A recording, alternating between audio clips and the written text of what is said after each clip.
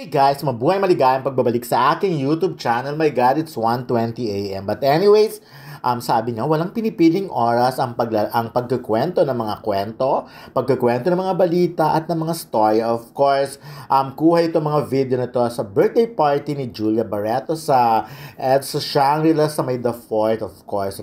At nakita niyo naman lahat talaga ng mga bisita ni Julia ay mga close din, of course, sa kanyang, actually close sa mami niya. Like nakita natin si Rufa Gutierrez, and of course si Joy Ortega, sila Iza Calzado, of course mga friends din. At syempre hindi naman mawawala si Gerald Anderson, the boyfriend, or baka nga hindi natin alam, baka future husband na, o baka, well, abangan na lang natin. But anyway, sobrang sabi nga ni Rufa, love is in the air, at sobrang emote na emote si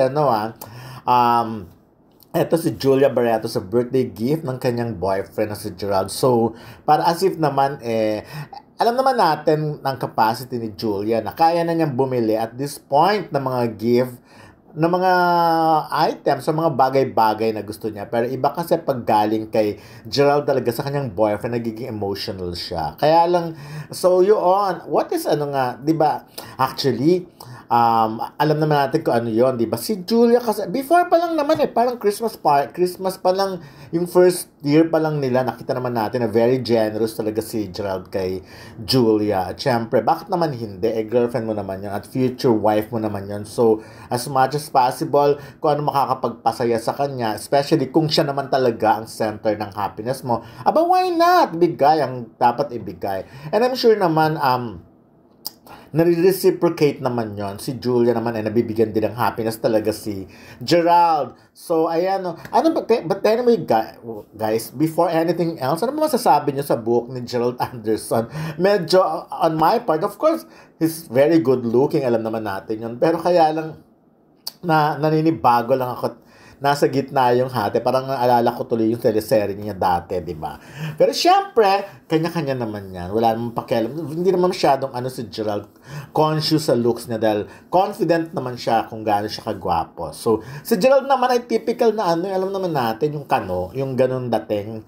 So, ang problema lang sa kanila, sa ganyan, yung medyo madali silang magkaedad. Like, si Gerald ay 35 years old, pero, so, ngayon nga, medyo bagets pa siya dyan. Kaya sa personal kasi medyo nahahalata mo na rin. At saka, nakakabilib, no? Can you imagine? Ang mga babae, ang mga lalaki, ang tagal-tagal nilang mag-asawa na rin, Si Gerald, 35, usually pag mga ganyang age, may asawa na Diba? Yung iba nga, at the age of 27, 28, 29, before reaching 30, nag-aasawa na sila kasi ang katwiran naman nila, pag halimbawa, pag medyo late sila. Halimbawa lang, pag tignan pa natin, 2 years from now pa mag-asawa si Gerald. Halimbawa, magkakaanak siya kay Julia pag mga 38 years old na siya. Sa tingin nyo ba, kung 18 years old na, yung anak, pag nag-18 years old ang anak niya, kwentahin nyo na lang, 38 plus 18, di ba? Ilang taon na siya noon?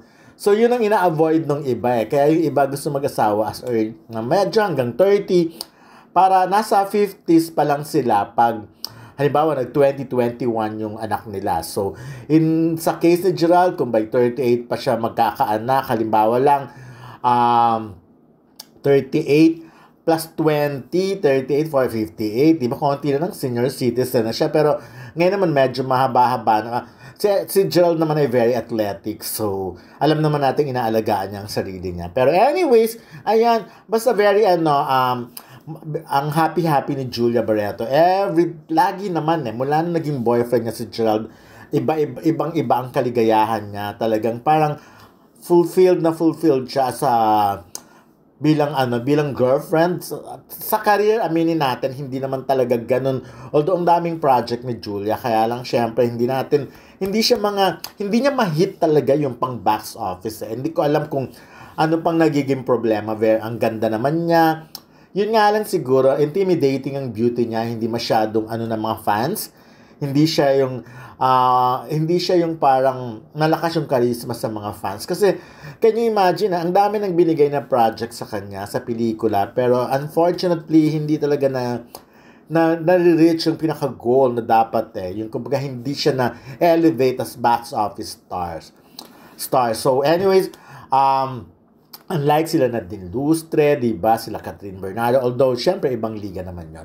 So, anyways, ayan, since it's Julia Barreto's birthday, at syempre, gusto ng ng mga kamag-anak niya, gusto ng family niya na maging happy siya. Kaya, binigay nila. Of course, ako, believe talaga ako kay Rufa. Very masipag. Ito dapat na nagkakaroon ng vlog eh. May YouTube channel dapat ito. Kasi, ang sipag niya mag-attend ng mga event, ang sipag niyang mag-video, ang sipag niya sa ganyang bagay. Kaya lang nga, sa Instagram lang niya na ipopost lahat-lahat yan. But anyways, ayan, of course, sayang din, kung may mga hinahanap-hanap pa kayong ibang mga bisita. Of course, hindi pa ito ang tamang panahon siguro para makita natin ang kanyang father sa isang birthday celebration na ganito. So, malay natin. Di ba, si Dennis Padilla naman, ang wish niya lang naman talaga, if ever numating yung time na magpakasal, sana maimbitahan siya at nandun siya.